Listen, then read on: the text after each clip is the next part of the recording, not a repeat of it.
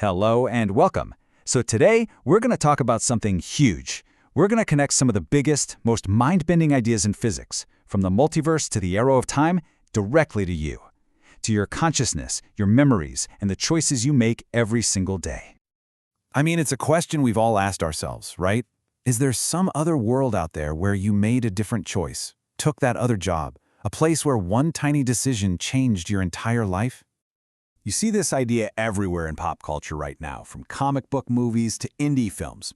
But the multiverse that physicists actually talk about, well, that's something else entirely, something far stranger, and, you could argue, a lot more profound. So let's get into it. Okay, first things first, we have to be really clear about this. The multiverse you see in the movies is not the multiverse that scientists are talking about.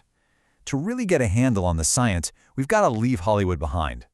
And this really gets to the heart of why we love the idea so much, doesn't it? As physicist Sean Carroll says, it's just a deeply human instinct to wonder what if. It makes for a great story, but it's not really how the science works. So here's the real breakdown. In Hollywood, your choices are what split the timeline, creating a new universe. In physics, that's not it at all. The multiverse, if it exists, wasn't created by us. It's just a natural outcome of the fundamental laws of the universe, all governed by the strict, cold rules of mathematics. Generally, physicists are looking at two main ideas here. The first is the cosmological multiverse. You can think of this as a distance problem. Our universe is just one bubble in a huge cosmic foam, and other universes are out there just incredibly, impossibly far away. The other idea is the quantum multiverse. This is more of a probability thing. It suggests that with every single quantum event, the universe branches into parallel worlds that are right here, all around us, just in a different dimension we can't perceive.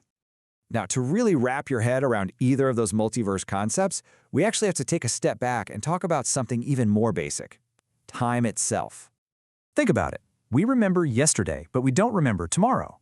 You can scramble an egg, but you can't unscramble it. Why? It feels like the most obvious thing in the world, but here's the weird part.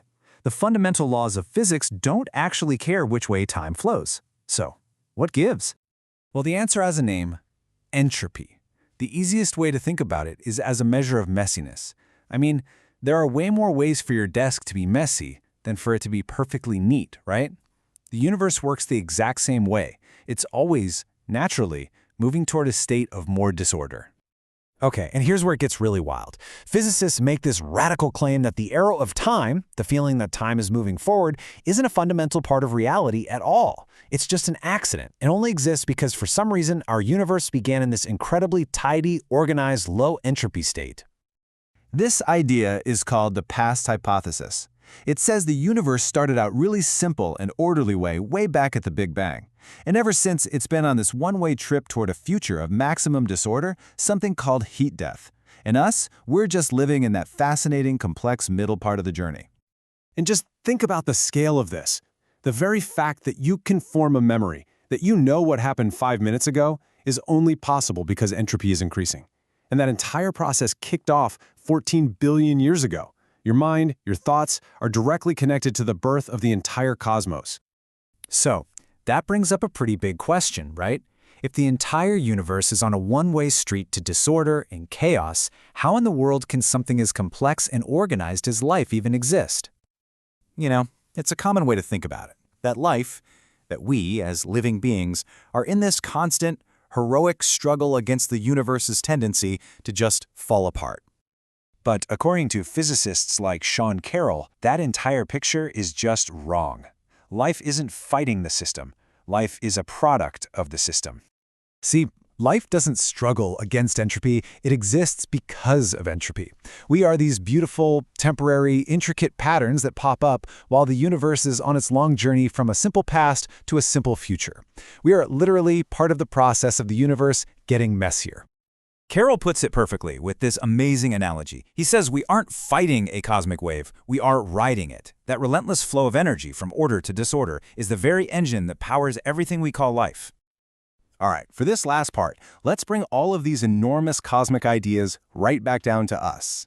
How does any of this connect to our sense of self and that very powerful feeling we all have that our choices actually matter? To connect the world of particles to the world of people, we need this really powerful concept called emergence. And the idea is actually pretty simple. Reality has different layers, and depending on which layer you're looking at, there are different but equally true ways of describing what's going on. Let me give you a super simple example. A chair is made of wood. That's a true statement. It is also a buzzing cloud of trillions upon trillions of atoms. That is also a completely true statement. So, does knowing about the atoms suddenly make the wood vanish? Of course not.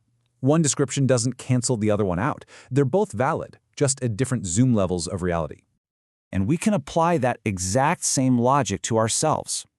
At one level, yes, you are a collection of atoms, a physical system that has to obey the laws of physics. But at another, higher level, you are a person who thinks, feels, and makes choices. Both descriptions are true. This brings us to two very different ways of looking at free will. The libertarian view kind of suggests we're magic, that we're somehow standing outside the laws of nature. But the view that really fits with physics is called compatibilism. It doesn't fight physics, it just says that at the human level, the most useful and accurate way to describe what's happening is to say that you're a person making a choice. And this is where it all comes together. We might be made of atoms, and we might be riding a cosmic wave of entropy. But here, at our level of reality, we are agents. We make decisions, and those decisions really do have an impact. And as Sean Carroll says, recognizing that responsibility, that our choices shape the future, well, that's where we find meaning.